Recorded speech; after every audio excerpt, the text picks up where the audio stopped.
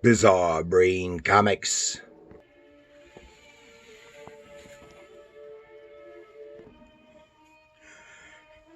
Hello, my comic book friends, and welcome to Bizarre Brain Comics. And this is where I like to take a look at some older comics, talk a little bit about the characters and creators, and examine the stories and the art. And this time we're going to take a look at this 3-issue miniseries, but I only have 2 issues right here.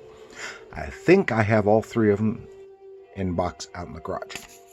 But we're just going to look at these 2 because I got them handy.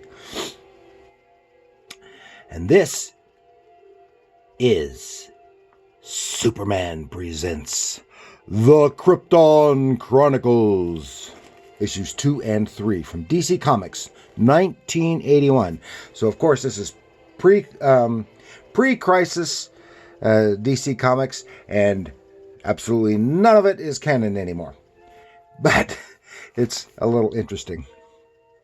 This is written by E. Nelson Bridwell, with art by Swan and inks by Frank Chiaramonte, with the covers by Ross Andrew and Dick Giordano. And of course, as I have said many times before, Swan is a great penciler. He's my favorite Superman artist, especially when his pencils were inked by the great Murphy Anderson. Those two made such a perfect team, and it was the perfect Superman artwork. And no one else that I've ever seen could hold a candle to those two, and especially to the Murphy Anderson's inks. Everyone else's inks on Swan's pencils were pale in comparison. Okay, and this miniseries explored the genealogy of Superman's Kryptonian family and the House of El. And that alone sounds like a great title for a series, doesn't it? The House of El. And basically, it's the search for his and Supergirl's roots.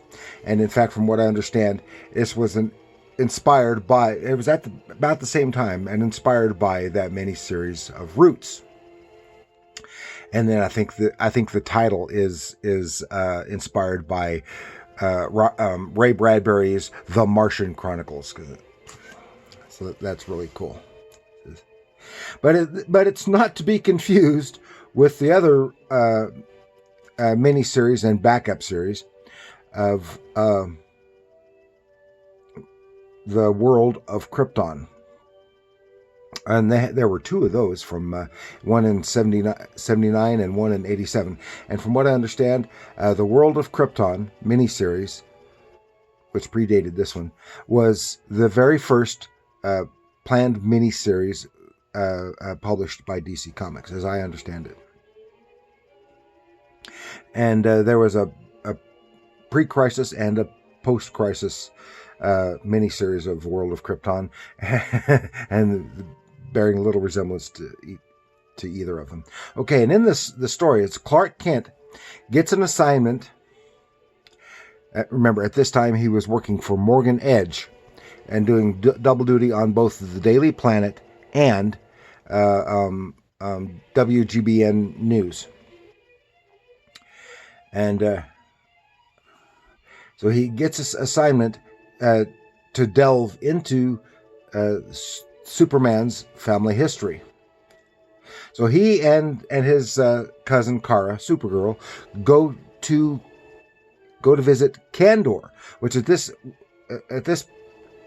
point has been enlarged from its shrunken state in a bottle and placed on a planet. And this planet phases between universes, so it only spends a finite amount of time in our own universe, or in their universe, I should say. And so while it's there, they go so they can visit family and friends, and learn about their history, family history. And they learn snippets of the El family history in reverse order. So it starts most currently and then goes back. And it shows the House of El had many prominent individuals throughout the history of Krypton. With the reverse order of story arc, it ends on a major reveal at the end. And I think that's cool. As usually you'd think starting at the beginning, but they didn't know the beginning. And they have ways of doing that. So we'll just take a little look here.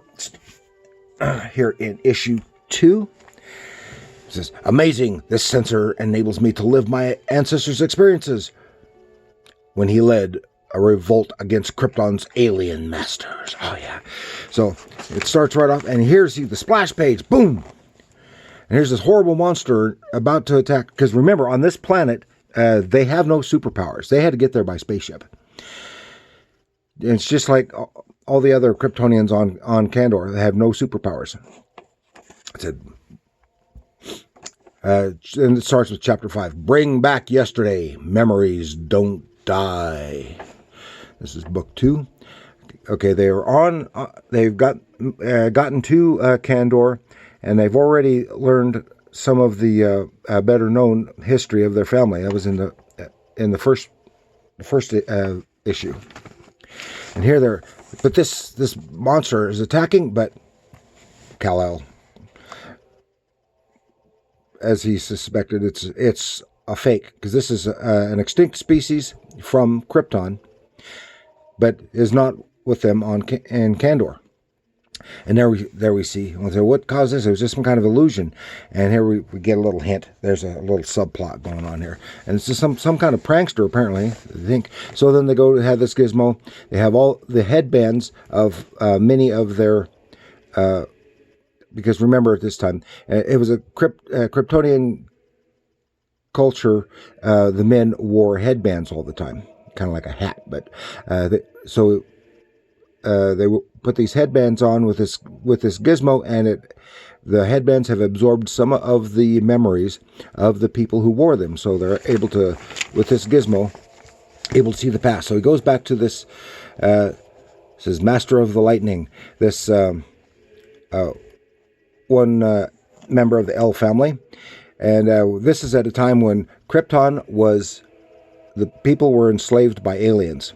And they're on the mining crystals from the Crystal Mountains, and one guy stands up for himself and refuses to, and he happens to look a lot like Jimmy Olsen, and he refuses to kowtow, and they zap him, which spurs the El family member to fight back, and they all stage a revolt, grabbing their alien weapons and fighting back, and eventually, but their weapons eventually run out of energy. So he figures out a way to recharge the weapons, creating a device, a generator, using energy from the firefalls, and they're eventually able to defeat all of the aliens and run them off the planet.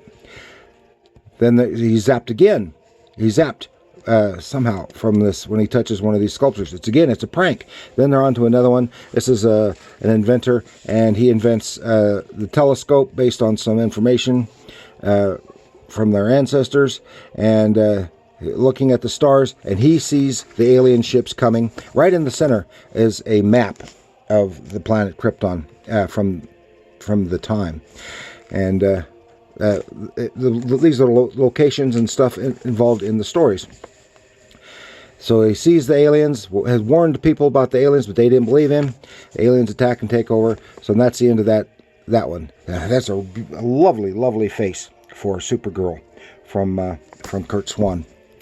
Has some great visual storytelling, and I think it's overall well written. It's not spectacular by any means, but it is a fun read. And look in the back, then to go back farther to one of the other El ancestors, who's an explorer, discovers unknown continents and islands.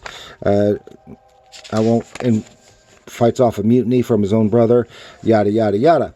Then Supergirl catches the trickster, and it happens to be Black Flame, who is a Kryptonian who was a villain of Supergirl's. And she was trying to delay their departure so that they would be trapped on the planet with Kandor and the other Kryptonians, so they would lose their powers. And that's the end of that issue.